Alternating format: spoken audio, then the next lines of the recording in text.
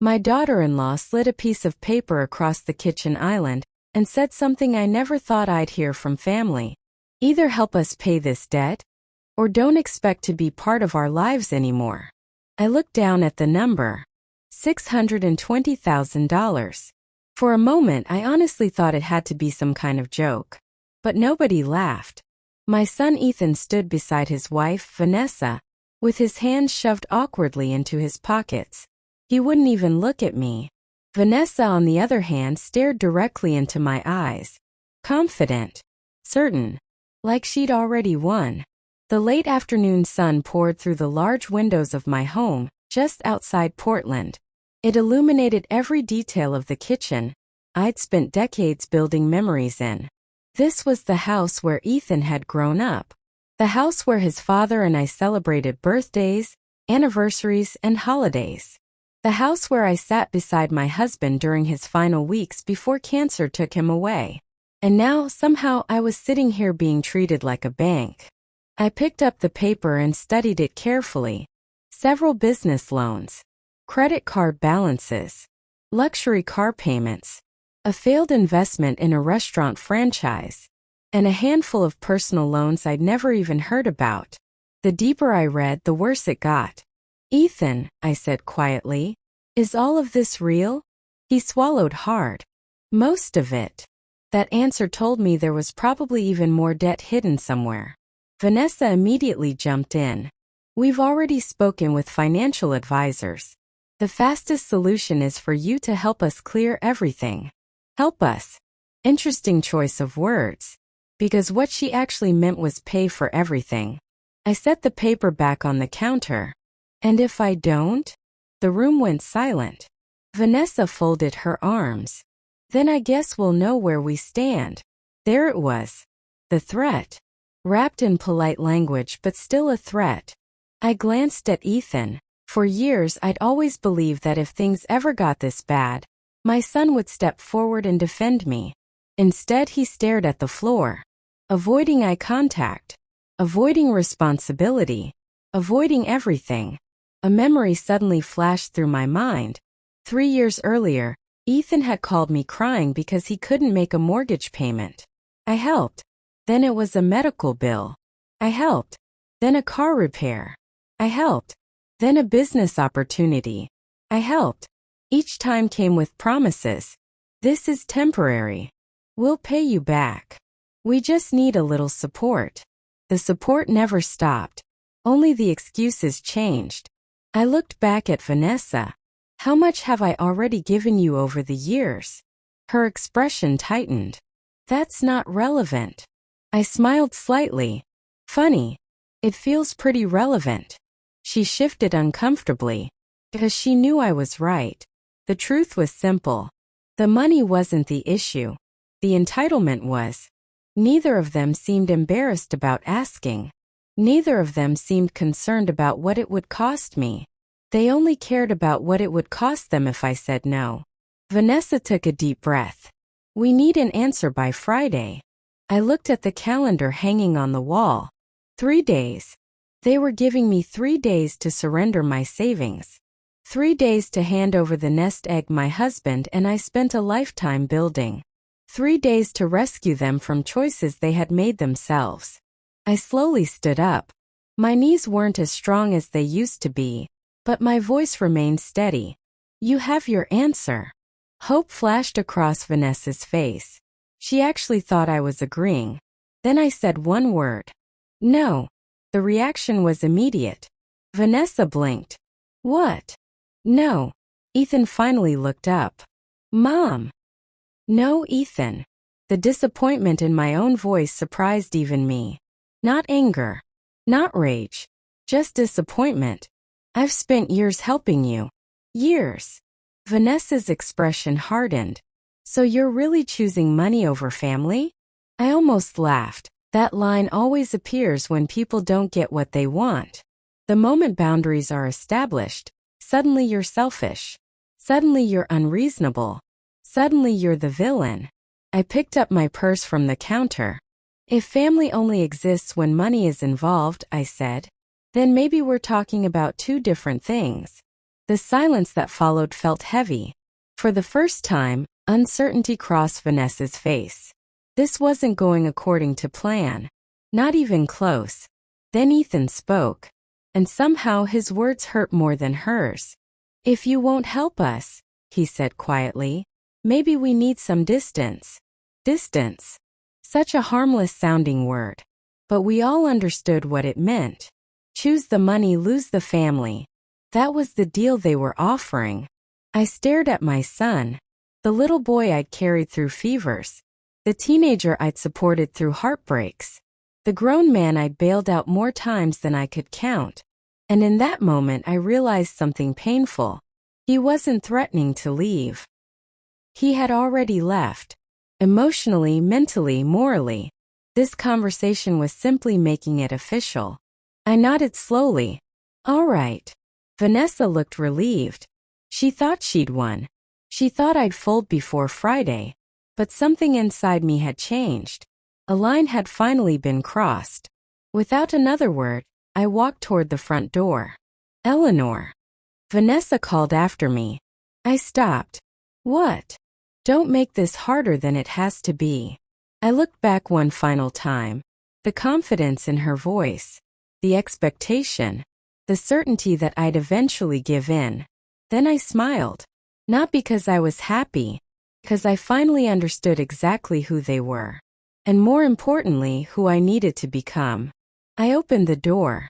Stepped outside. And left. No shouting. No crying. No dramatic speech. Just silence. The kind of silence that comes right before a storm. As I climbed into my car, I glanced once at the house through the windshield. They thought the next 3 days would be spent convincing me, begging me, pressuring me. They were wrong. Because while they were busy figuring out how to spend my money, I was already figuring out how to protect my future. And before the sun set that evening, I would make a decision that neither of them saw coming. A decision that would change everything. I didn't drive home right away. Instead, I sat in my car in the parking lot of a small riverside park a few miles away. The engine was off, and the only sound was the faint rustling of leaves outside my window. For the first time in years, I allowed myself to think honestly. Not as a mother. Not as a caretaker. Not as someone's safety net. Just as Eleanor. The truth was painful. I had spent so long protecting Ethan from the consequences of his choices that he had stopped believing consequences applied to him at all. Every rescue had taught him the wrong lesson. And now he expected another one. I glanced at the clock. 3 days. That was the deadline they had given me. I smiled to myself. What they didn't realize was that I didn't need 3 days. I only needed 1. I started the car and headed downtown. My first stop was my bank. The branch manager, Susan, had known me for nearly 2 decades. She greeted me warmly, but her smile faded slightly when she saw the seriousness on my face. "Everything all right, Eleanor? I need to make some changes today." Within the next hour, every document that gave Ethan emergency access to my accounts was revoked. Every authorization. Every backup permission. Everything. Susan never asked for details. She simply handled the paperwork professionally. As she handed me the final document, she looked at me carefully. "Are you sure?" I signed my name. "Absolutely." Walking out of that bank felt strangely liberating. 4 years. I'd worried about hurting Ethan's feelings. Now I was finally protecting myself. And it felt overdue. But I wasn't finished. Not even close. My next stop was a different financial institution where I kept several investment accounts. New passwords. New security questions. New verification methods. Anything connected to Ethan was removed. A few months earlier, I'd caught Vanessa asking suspicious questions about my finances during family dinners. At the time I'd ignored it. Now I wished I'd acted sooner. By late afternoon, every door into my financial life had been locked, and for the first time in years I felt safe. Then my phone buzzed. "Vanessa." I let it ring. A moment later, another call. Ignored. Then another. Ignored. Finally, a text message appeared. Have you started the transfer? No greeting. No respect. No concern. Just the money. I stared at the screen for a moment before placing the phone face down on the passenger seat. No response. Not today. Maybe not ever. By the time I returned home, the sun was beginning to set. I stepped inside and immediately noticed something that had bothered me for months. The house no longer felt like mine. Slowly, piece by piece, Vanessa had taken over. The guest room had become her office. The den had become her storage space. Even family photographs had been replaced by oversized decorations she liked. My home had become a place where I felt like a visitor. That realization irritated me more than the debt. I walked into the guest room and looked around. Designer furniture. Expensive decorations. Stacks of boxes. Almost all of it belonged to Vanessa. I grabbed a cardboard box from the garage. Then another. And another.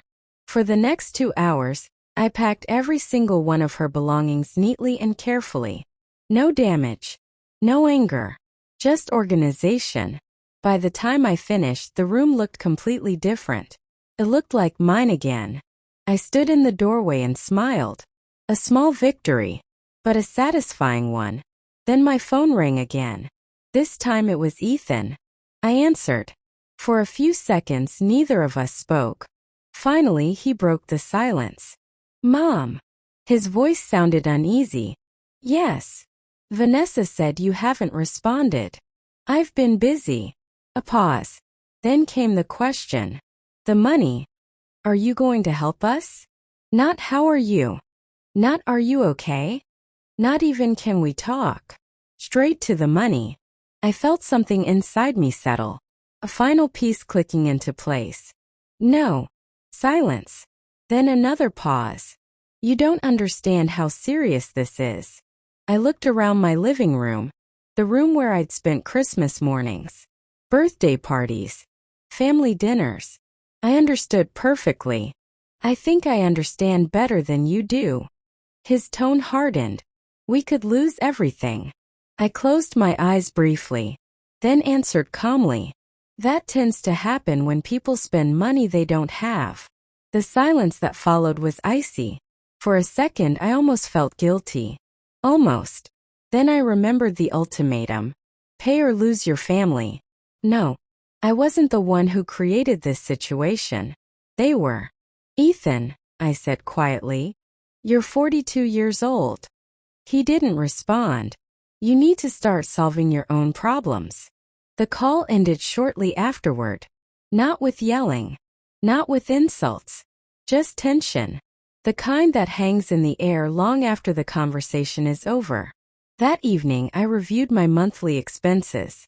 And that's when I found something astonishing.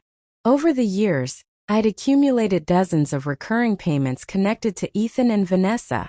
Insurance, streaming services, vehicle assistance plans, membership fees, phone bills, subscriptions. Some I barely remembered agreeing to. One by one I canceled them. Click. Canceled. Click. Canceled. Click. Canceled. With every confirmation email I felt lighter. Not because I wanted them to suffer. Because I was finally stopping the cycle. Around midnight, another text arrived. This time from Vanessa. We're counting on you. I stared at those words. Then laughed softly. That was the problem. They had been counting on me for years. They had built their entire financial life around the assumption that I would always be there to catch them. And now that assumption was about to be tested. I turned off my phone and placed it on the kitchen counter. Outside, rain tapped gently against the windows. Inside, the house felt peaceful. For the first time in a very long time, I wasn't worried about what Ethan and Vanessa might think. I wasn't worried about disappointing anyone. I wasn't worried about keeping the peace. I was simply done.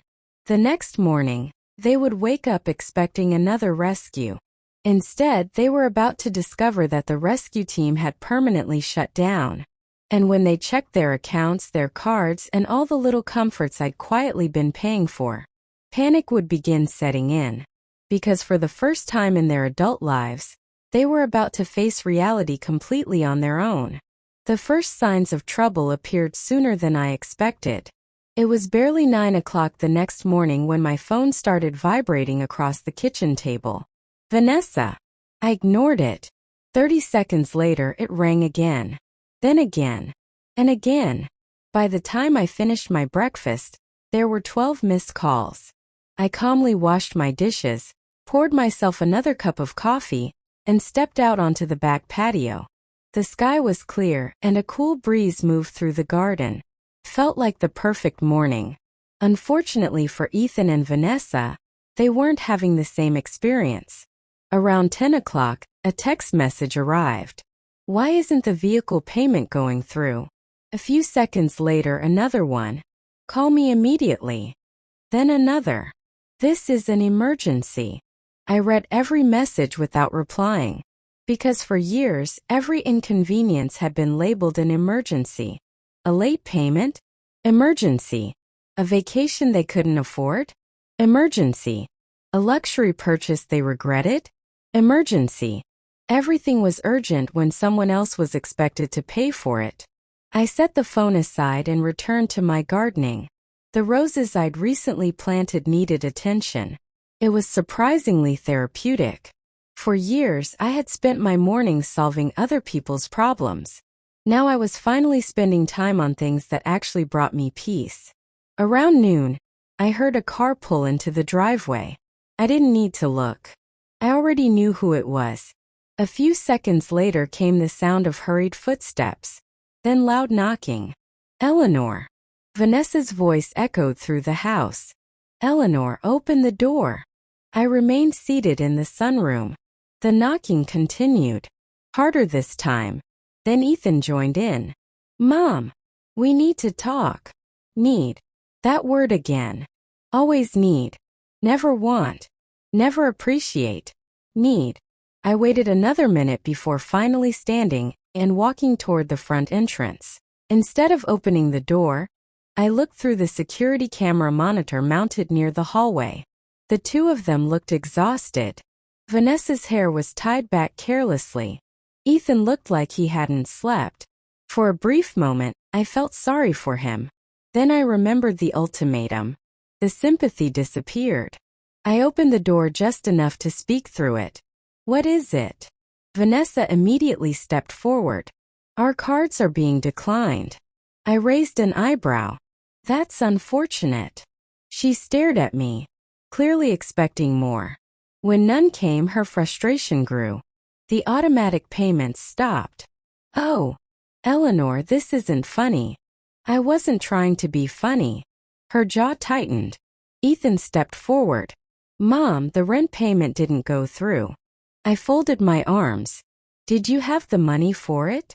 He hesitated. That hesitation told me everything. No, I answered for him. The silence that followed was uncomfortable. For them. Not for me. Vanessa looked ready to explode. You canceled everything. Yes. Without warning. I couldn't help smiling slightly. That's interesting. What is? You were prepared to demand $620,000 without warning. Neither of them had a response.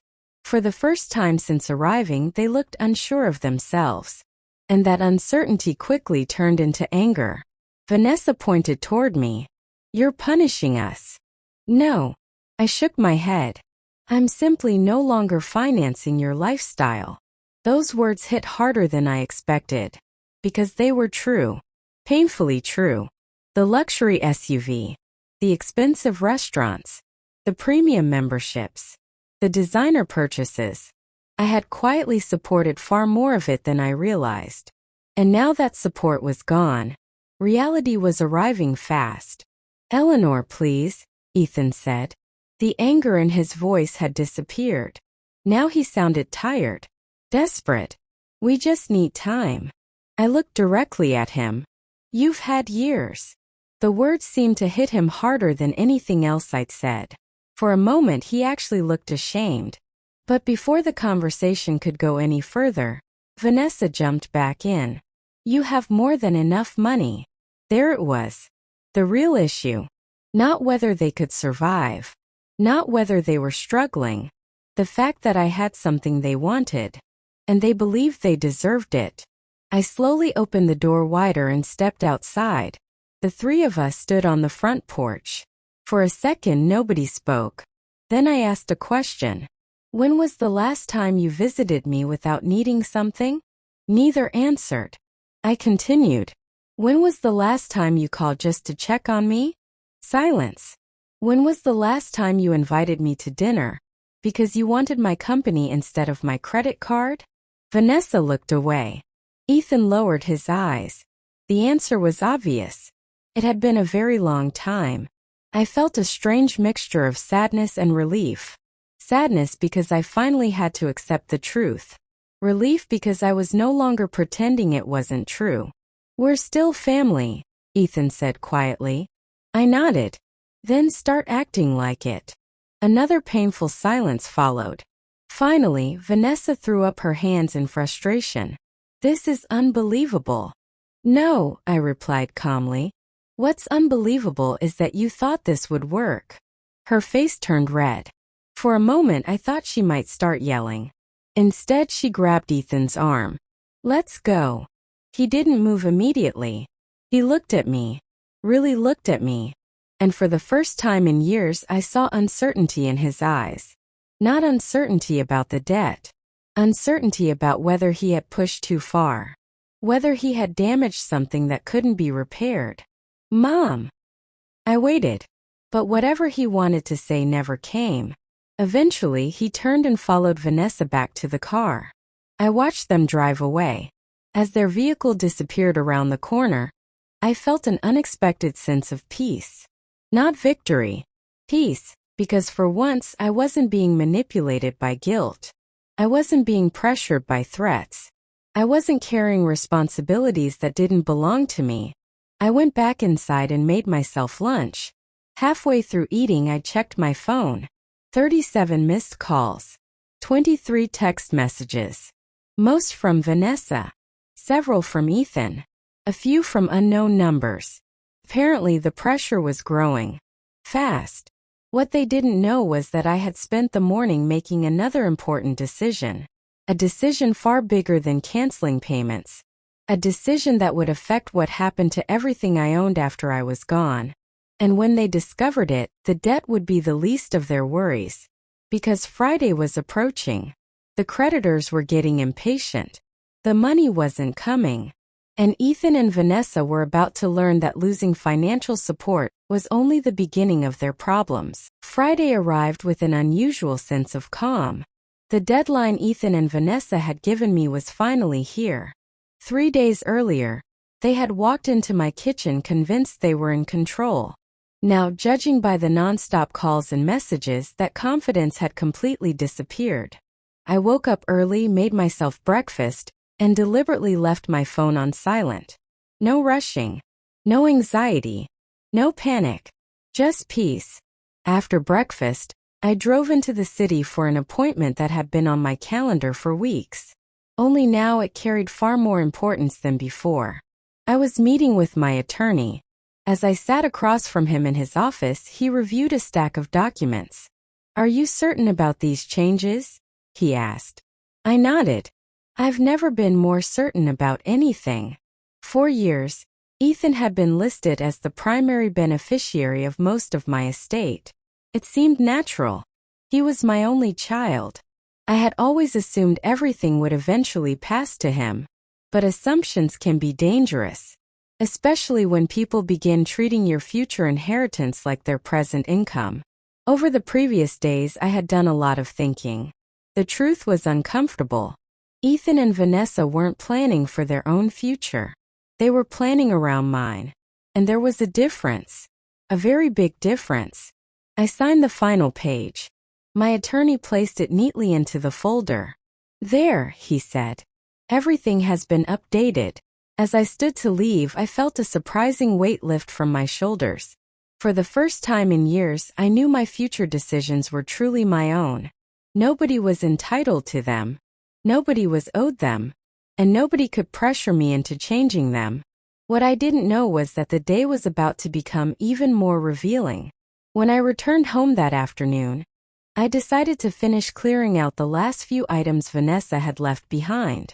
Most of the boxes contained ordinary things: office supplies, decorations, old paperwork. Nothing particularly interesting. Then I found a large envelope tucked inside a storage bin. At first, I assumed it was another stack of receipts. But when I opened it, I froze. Inside were printed spreadsheets, financial projections, property estimates, investment calculations, and my name appeared repeatedly throughout the documents. I sat down at the desk and started reading. The further I read, the colder I felt.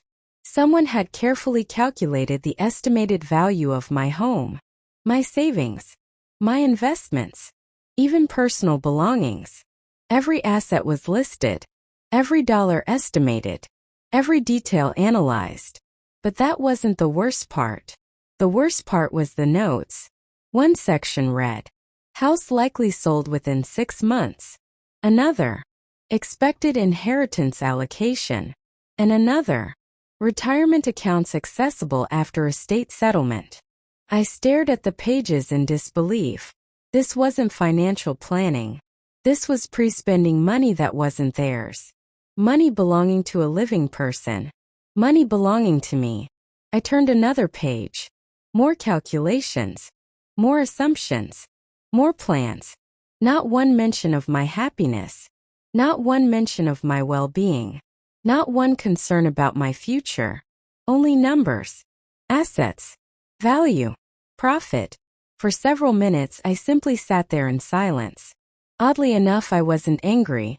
The discovery didn't shock me as much as it should have. Deep down, I think part of me already knew. The papers simply confirmed it.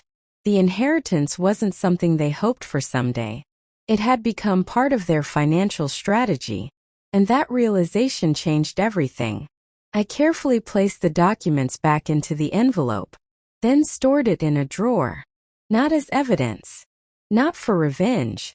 Just as a reminder of why boundaries matter.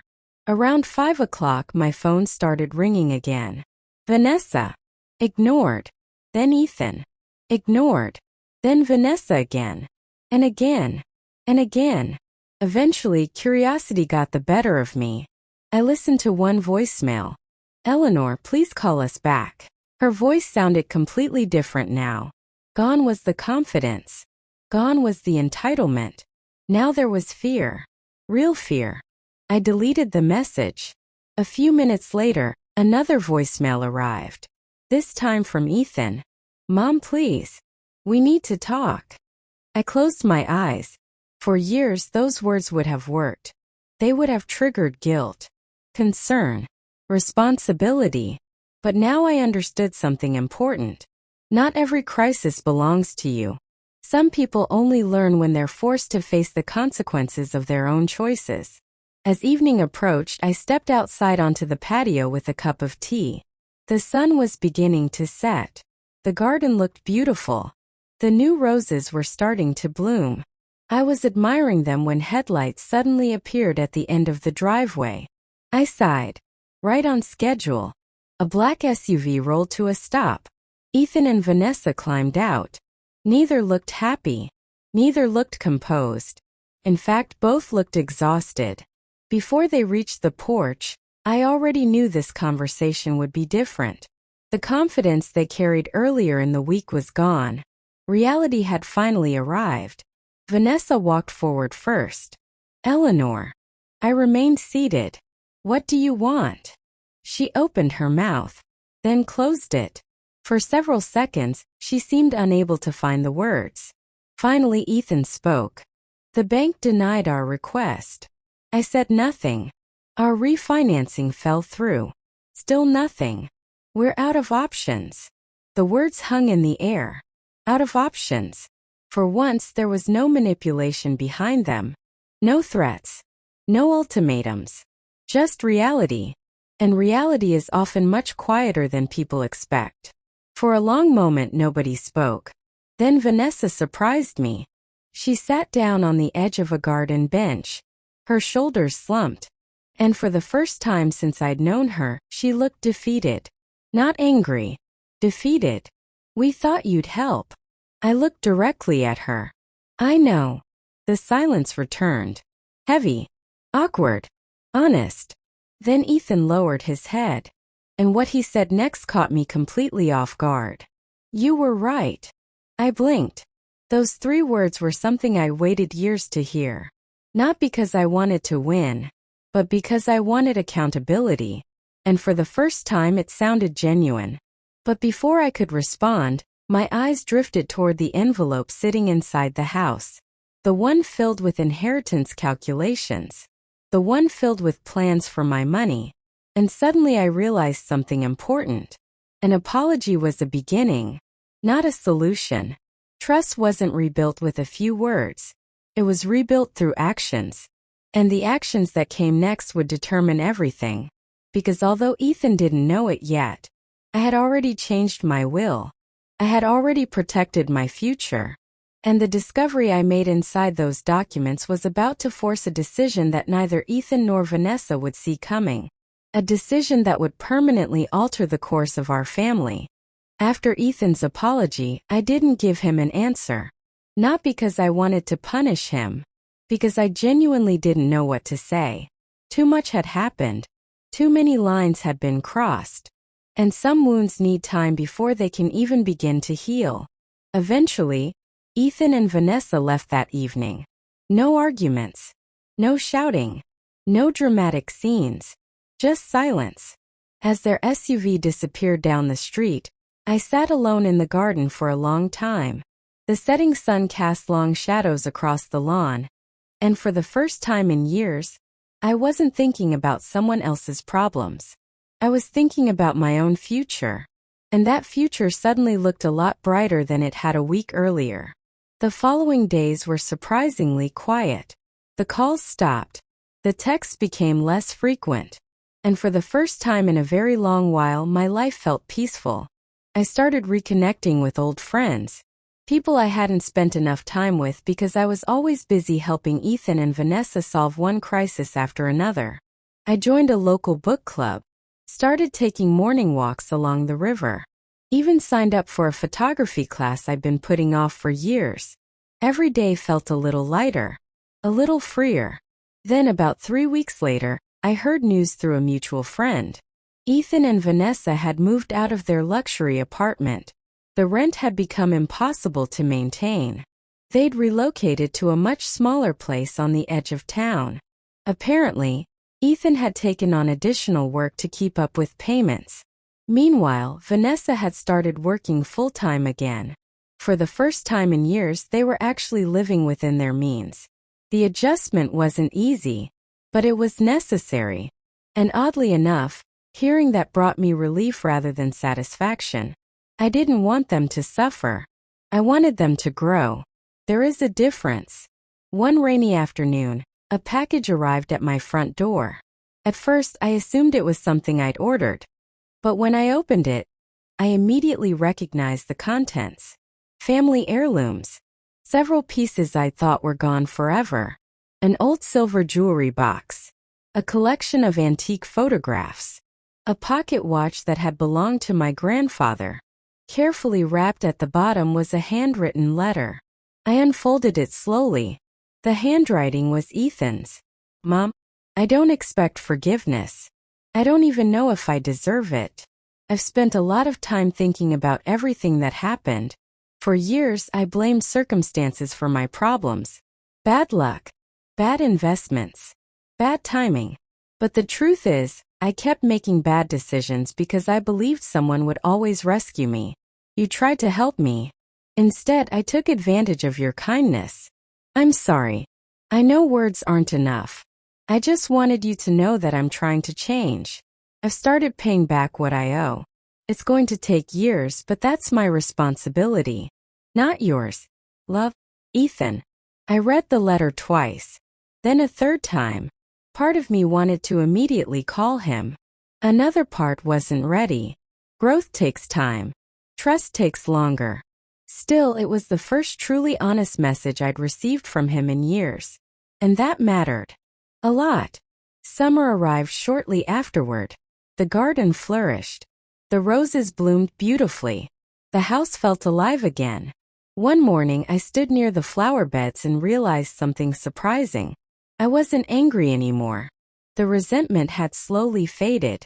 Not because I'd forgotten what happened, because carrying bitterness was exhausting, and I didn't want to spend the rest of my life looking backward. A few weeks later, my friend Charlotte called. "Are you still thinking about that coastal trip?" I laughed. Absolutely. 2 months earlier, I probably would have declined. There would always have been a reason, a responsibility, a family crisis, an emergency. Now there was only opportunity, and I intended to take it. That trip ended up being one of the best experiences of my life. We explored small seaside towns, watched sunsets over the ocean, tried new restaurants, met interesting people. For the first time in decades, I wasn't living as someone's caretaker. I was simply living, and it felt wonderful. Months passed. Then one evening Ethan called. I almost didn't answer, but something told me I should. His voice sounded different, stronger somehow, more mature. We talked for nearly an hour. Not about money, not about debt, not about problems, just life. Toward the end of the conversation, he told me something unexpected. He and Vanessa had separated. Apparently, the financial pressure exposed problems that had existed long before the debt. Their relationship had been built around appearances, status, and constant spending. Once those things disappeared, there wasn't much left holding them together. I felt sad hearing it. Despite everything, I had never wanted their marriage to fail. But some relationships survive hardship. Others reveal themselves because of it. After we hung up, I sat quietly on the patio. The evening air was cool. The water in the distance reflected the fading sunlight. And I found myself thinking about everything that had happened over the previous year. The ultimatum, the threats, the debt, the heartbreak, the apology, the healing. All of it had started with one simple word. No. A word I'd been afraid to say for far too long. Looking back, refusing the money wasn't the most important decision I made. The most important decision was finally respecting myself enough to establish boundaries. Because helping someone doesn't mean sacrificing yourself. Supporting family doesn't mean funding every mistake. And love should never come with a price tag attached. Today, Ethan and I still speak regularly. Our relationship isn't perfect. Maybe it never will be. But it's honest. And honesty is a far stronger foundation than dependency. As for me, I spend my days exactly how I want. I travel. I garden. I read. I enjoy the life my husband and I worked so hard to build. And every morning when I walk through my home, I feel grateful. Not for the money I kept, but for the lesson I learned. Because sometimes the people who threaten to walk away are actually giving you a gift. They're showing you who they really are. And once you see the truth clearly, you're finally free to choose your own path. The day my son demanded $620,000, I thought I was losing my family. What I was really losing was an illusion. And losing that illusion turned out to be the beginning of a much better life.